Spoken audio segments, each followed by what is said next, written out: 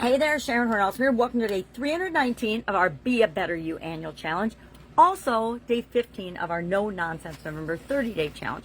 And our topic today is self-talk. We're going to talk about how we talk to ourselves. Because guess what? We all do. We all have a little voice in our head that's talking all the time.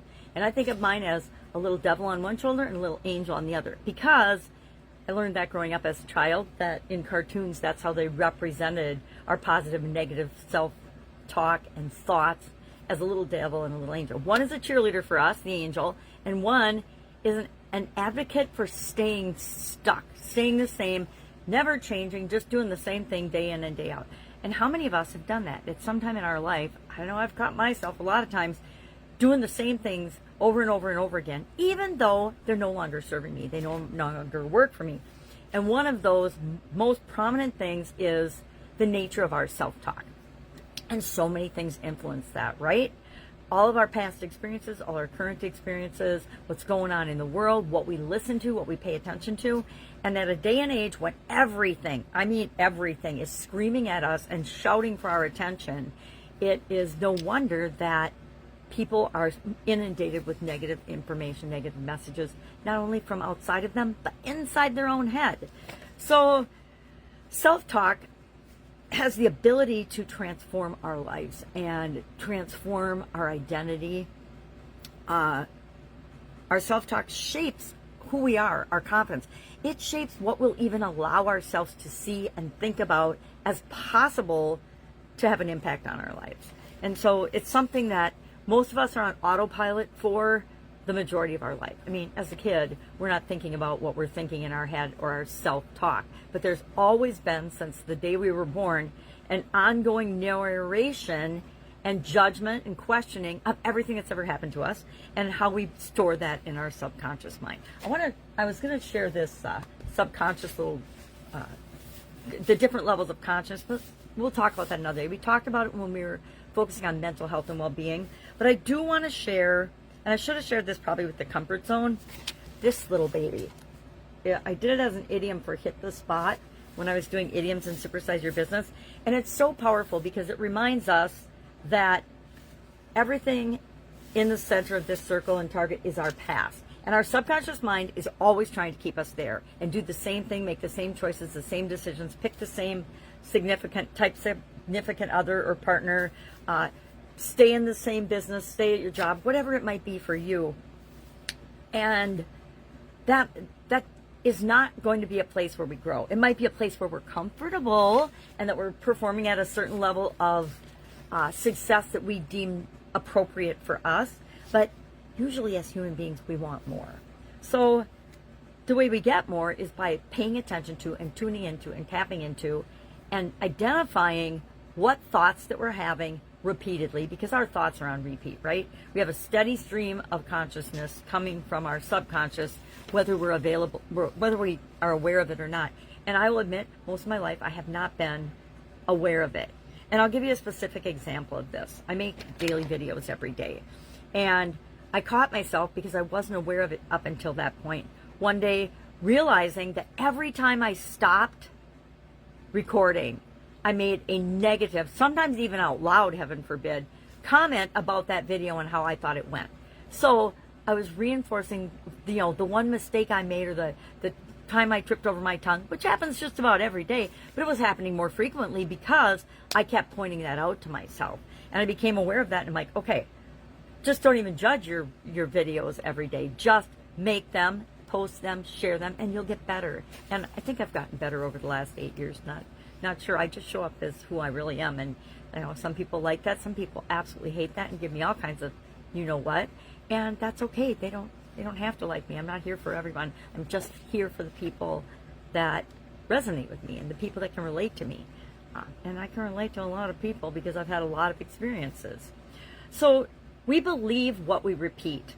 And if you don't know what your beliefs are, if you don't think you know what your beliefs are, look at the results you're getting in your life and in the different areas and aspects of your life. And you'll have a very clear picture if you're able to be 100% completely honest with yourself.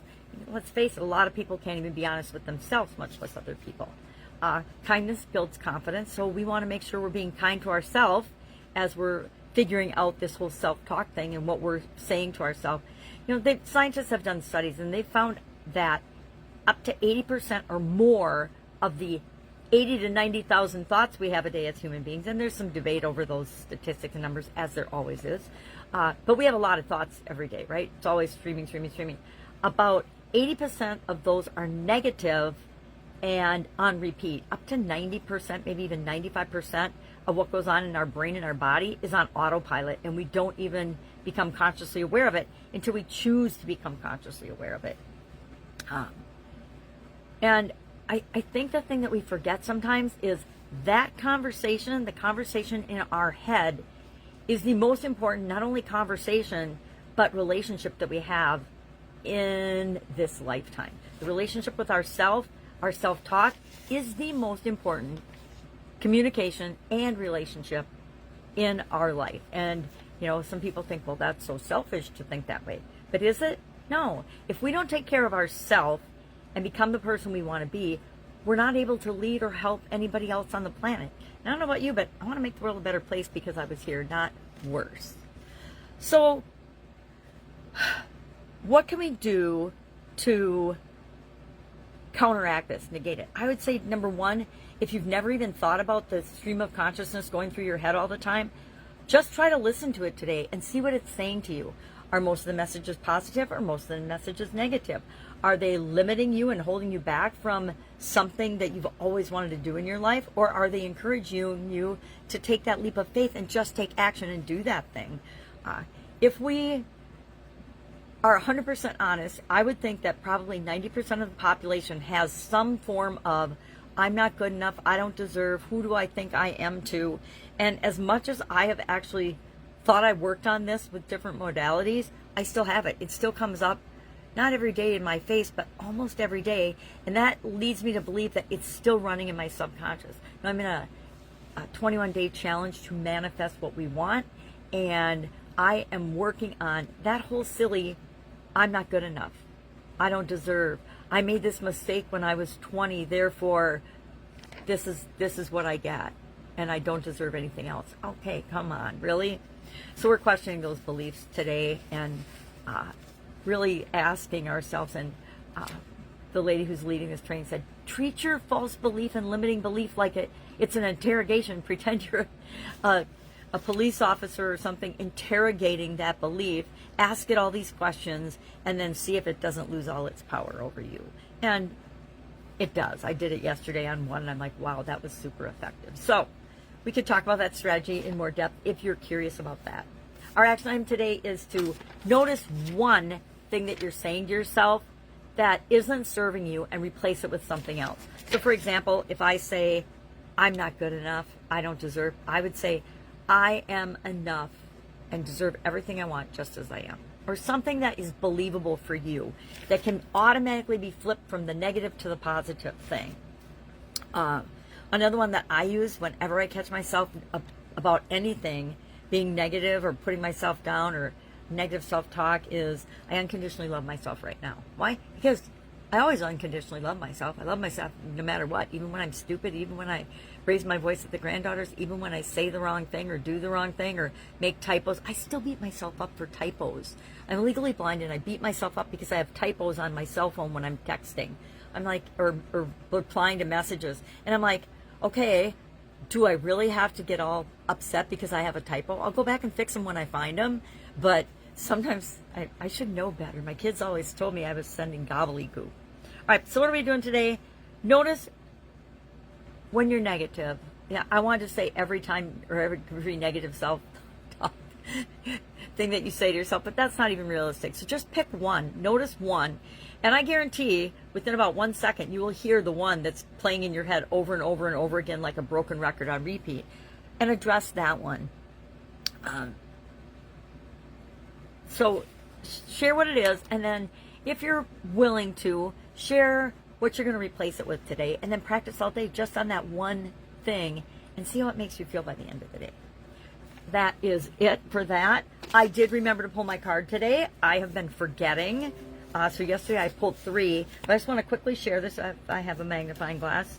It is this one, and it says, I'll not ask others to become different for me. Now, why I like this one is it ties in today's topic. Don't ask yourself to be different than who you are and who you really want to be. And then our saying for today is from Dr. Wayne Dyer of Success, or Everyday Wisdom for Success. Act as if what you intend to manifest in life is already a reality.